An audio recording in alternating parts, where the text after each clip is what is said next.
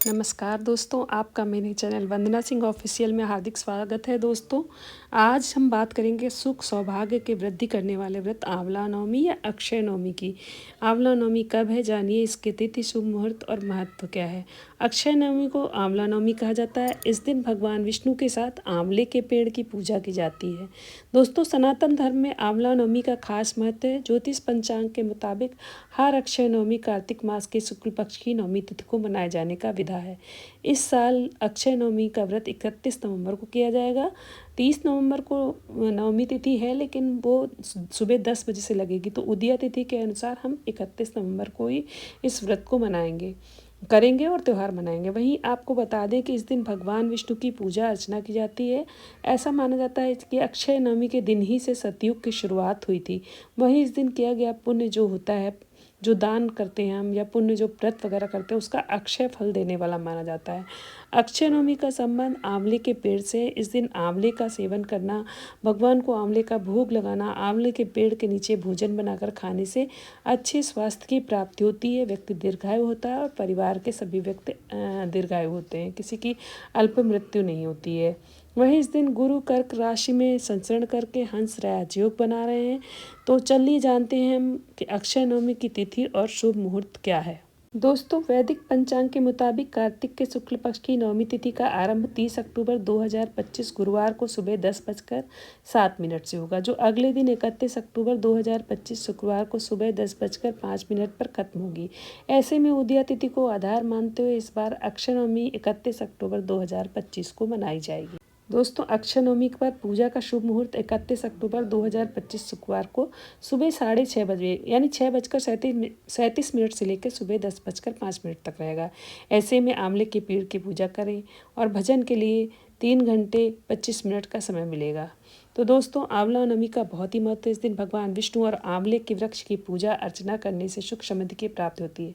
अगर आपके घर के आसपास आंवला का पेड़ है तो वहाँ जाकर पूजन करें और भोजन बना के घर से ले जाएं, वहाँ भोजन खाएं, या फिर वहाँ पे अगर भोजन बनाने की व्यवस्था तो वहाँ पर भोजन बना के भगवान विष्णु को भोग लगाते हुए आंवला के पेड़ के नीचे उसके बाद फिर स्वयं भोजन ग्रहण करें। और अगर आपके घर के आसपास आंवले का पेड़ नहीं तो आप घर पर भी आंवले का वृक्ष लाकर और उसकी पूजा कर सकते हैं, और आंवले के उस वृक्ष के गमले में लगाकर उस पूजन करने के बाद देखभाल कर सकते हैं, जो कि आपका वृक्ष जो है आपके घर में ही लग जाएगा।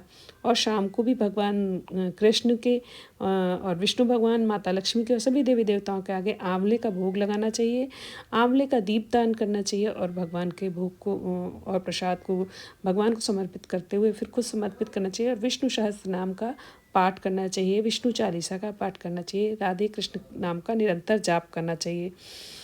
इसमें अक्षय पुण्य की प्राप्ति होती है। दोस्तों, इसका मतलब है जो पुण्य कभी नष्ट ना हो। साथ ही इस दिन जो भी शुभ कार्य जैसे दान, पूजा अर्चना, भक्ति सेवा आदि की जाती है, उसका पुण्य कई जन्म तक मिलता है। इस दिन आंवले का दान करना भी बेहद शुभ माना जाता है।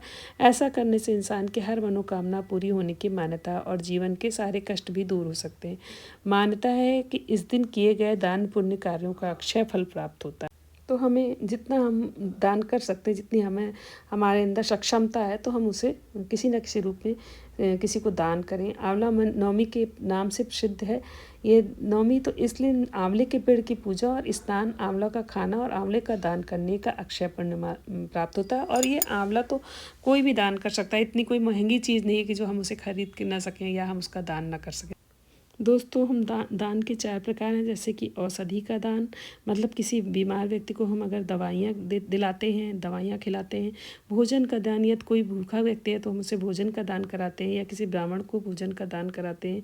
औषधि का दान, ज्ञान का दान, और ज्ञान का दान मतलब कि जब हमको किसी को कुछ ज्ञात ही नहीं, अज्ञानी व्यक्ति है तो उसे हम भगवान का नाम सुमिरन कराते हैं, कथा सुनाते हैं, आंवला नवमी के जैसे बारे में बताते हैं, उनको विष्णु सहस्त्र नाम का या विष्णु जाप का पाठ कराते हैं, सुनाते हैं, तो ये भी एक दान है।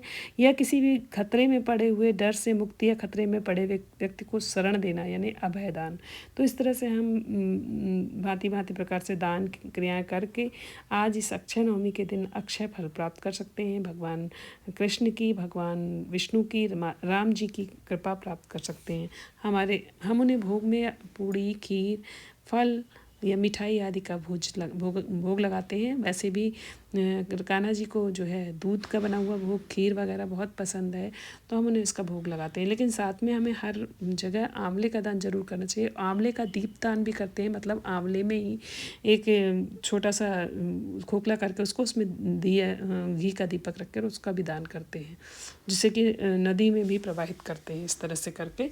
तो ये सब कार्य करके हम भगवान विष्णु को प्रसन्न कर सकते हैं। उनके आशीर्वाद से हमारे जीवन में हमारे किए हुए पुण्य कर्मों का अक्षय फल प्राप्त होता है और घर में सुख शांति समृद्धि आती है, माता लक्ष्मी की कृपा होती है। दोस्तों, अगर आपको मेरी वीडियो पसंद आई है तो आप इसको लाइक करिए, शेयर कीजिए, और मेरा चैनल अभी तक नहीं सब्सक्राइब किया है तो कृपया चैनल सब्सक्राइब करें और आने वाली वीडियो की हर नोटिफिकेशन मिले, इसलिए आप बेल आइकन जरूर दबाएं। राधे राधे।